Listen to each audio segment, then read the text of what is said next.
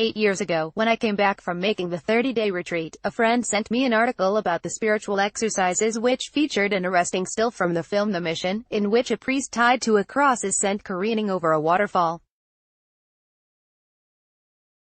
What had I gotten myself into, she wondered. Perhaps that was one of the reasons I made the exercises, I told her, to grasp more deeply what I was willing to get myself into. And I assured her that it was unlikely I would find myself a martyr for the faith being tossed over the falls in suburban Philadelphia. No waterfalls here, I laughed. Sodden with jet lag, I've had a hard time dragging myself to the gym these last weeks.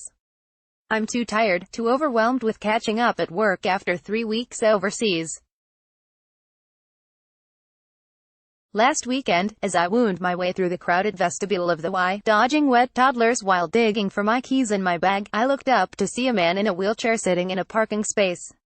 I'd seen him head out almost 15 minutes ago as I was hitting my last mile on the elliptical.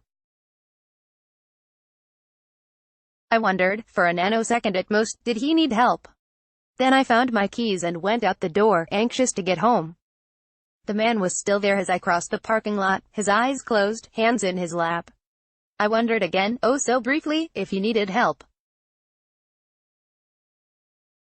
I hit the unlock button on my keys, and the cascade began. Is it stereotyping to assume that this man needs help because he's in a wheelchair?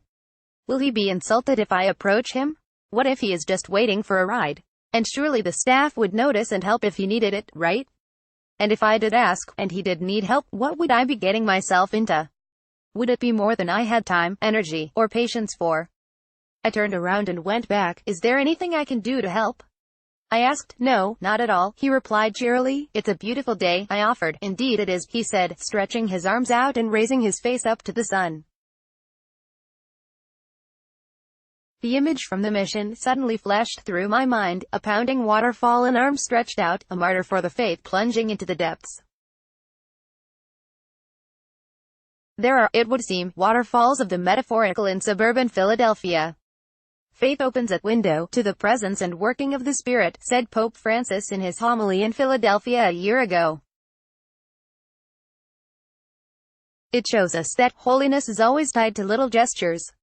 A window opened in that Havertown parking lot through which for a moment I could see the Spirit at work, inviting me to throw myself into the torrents of my anxieties and ask what I might get into.